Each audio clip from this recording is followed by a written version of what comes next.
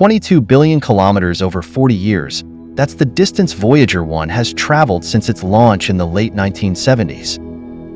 The question is, how far can Voyager 1 go? Will this probe one day reach a distant star system as humanity's first ambassador? And if so, will we possibly get a response from there? Hello, and welcome to ZE.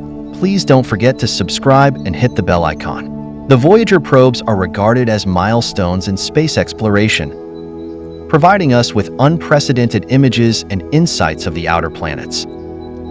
Their mission was initially expected to end after this, but it has continued to this day. Can Voyager 1 really fly indefinitely, and what will it encounter on this long journey?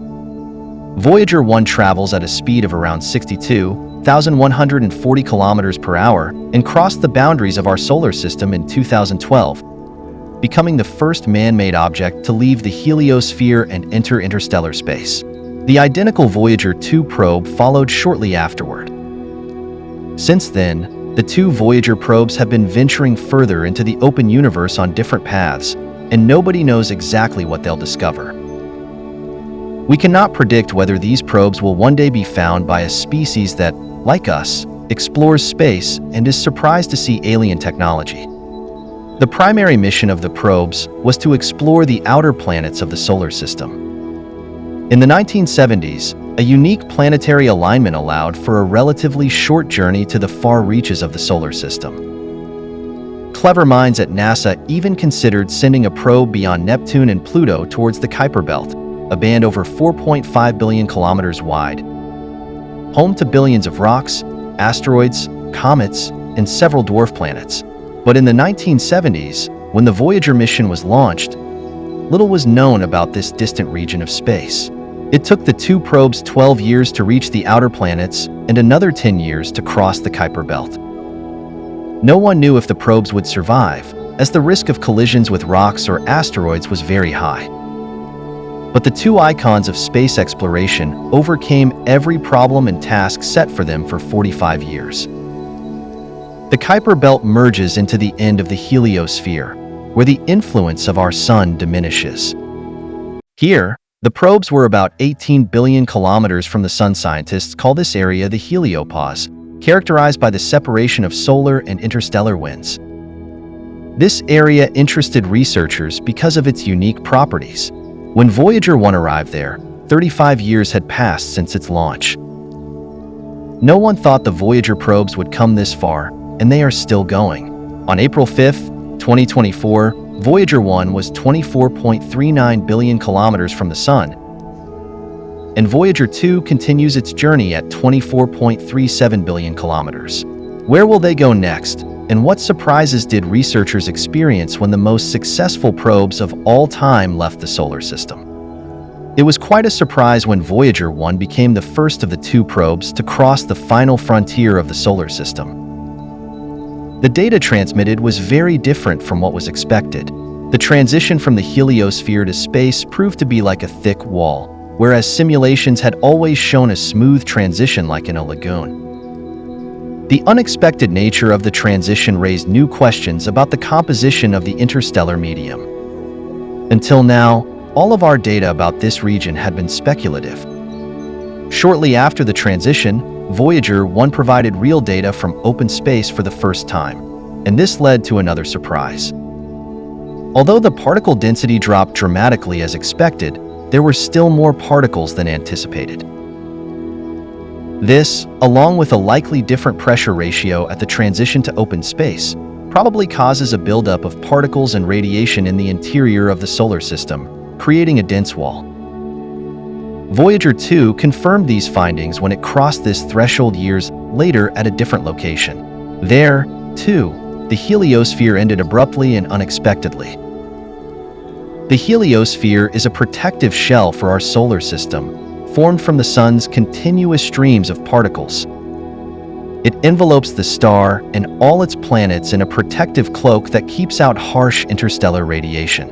At this threshold, researchers hope to learn more about the interaction between the solar system and the rest of the universe.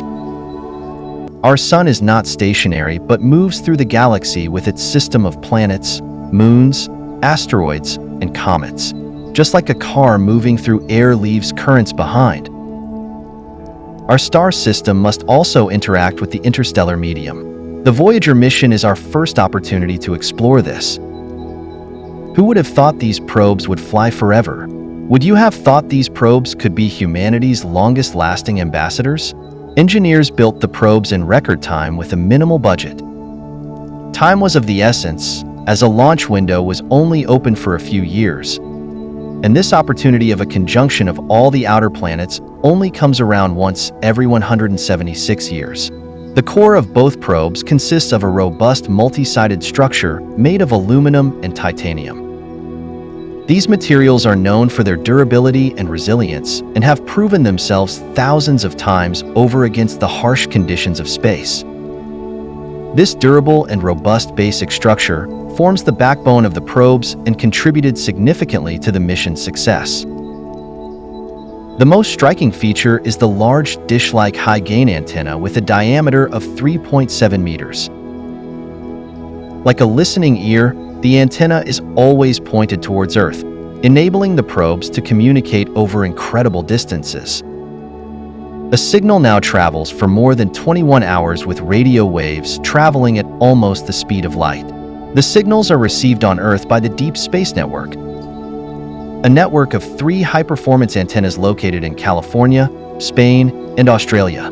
The Deep Space Network not only transmits the signals from the Voyager mission, but is also used by NASA and other space organizations to communicate with distant probes or spacecraft.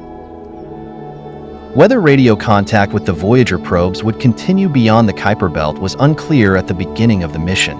The mission beyond the outer planets was a daring adventure. And it is nothing short of a miracle that the connection is still stable more than 45 years later and at distances of more than 20 billion kilometers.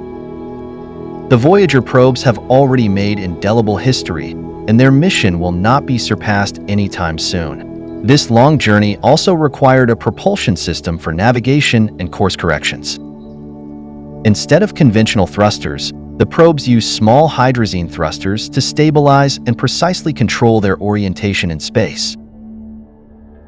The actual propulsion of the probes traces back to the thrust they received from the rockets at launch in 1977. The probes then accelerated via various swing-by maneuvers using the gravitational fields of the planets they passed. Voyager 1 received its last big boost at Saturn. The speed and direction of the probes were repeatedly adjusted using gravitational assistance maneuvers, so the probes do not require any additional propellant. They are now moving through space in a state of free flight, which means they no longer need to be actively propelled to continue their journey. They glide through the vacuum of space, largely unaffected by the gravity of the sun or other bodies, and this flight will continue indefinitely. Let's take a closer look at the design and technical finesse of the equipment and instruments on the probes. Both probes house a whole array of scientific instruments, strategically placed above and inside the body, well protected by the robust construction and special radiation shielding. These instruments were capable of exploring space phenomena for an incredibly long time. From the first true color photographs of the outer planets to measurements of magnetic fields and the composition of interstellar particles, it is truly an engineering feat that this technology has remained functional. You can think of the technology like old cameras that still work today, while modern digital cameras often fail after just a few years or become obsolete. Most measuring devices and cameras have been switched off for years to save valuable electricity. This electricity comes from radioisotope generators, which convert the heat generated by the decay of plutonium-238 into electricity. These long-term batteries will probably supply electricity for another 5 years or so, after which they will most likely go silent around the year 2030. NASA must expect radio contact to be lost forever then, ending an era. How far can Voyager 1 really travel? You've probably wondered where these probes will end up. Perhaps you've seen the movie Star Trek, the motion picture from 1979, where a strange superintelligence with an initially indecipherable radio message, Voyager, causes excitement. At the end of the movie, it is revealed that Captain Kirk and his crew have found an ancient human probe, and Voyager turns out to be a distorted version of Voyager. This may become a reality one day. It is possible that the probe will eventually fly into a distant star system and become stranded on a planet. However, it is more likely that both probes will continue on their course through open space. On their current trajectory, it will take them thousands of years just to pass by the nearest stars. Calculations show that this could be Gliese 445 in the constellation Camelopardalis and Ross 248 in the constellation Andromeda. Presumably, the probes will continue to fly until they fall apart in a few 100,000 or even millions of years. Nobody knows how the radiation from interstellar space and temperatures around -273.15 degrees Celsius will affect the probe's materials in the long term. Further stresses include particle streams, which are sparse in space. We also cannot rule out the possibility of the Voyager probes encountering small rocks or micrometeoroids, which over time will erode the metallic parts and make them thinner. The probes were bolted, riveted, and in some places welded. So far, this has withstood all stresses incredibly well. Experts estimate that at least individual parts of the probes will realistically be traveling through the universe as recognizable technical components millions of years from now. Should humans master faster-than-light travel one day, we could encounter the probes again somewhere in space, or they could be collected by a spaceship from another species. Inside the probes, these creatures would find an easy-to-play golden record, providing information about who built the probes, how long they flew, and where they came from. We might then receive a surprising message from the universe. Click subscribe now and look forward to many new exciting videos.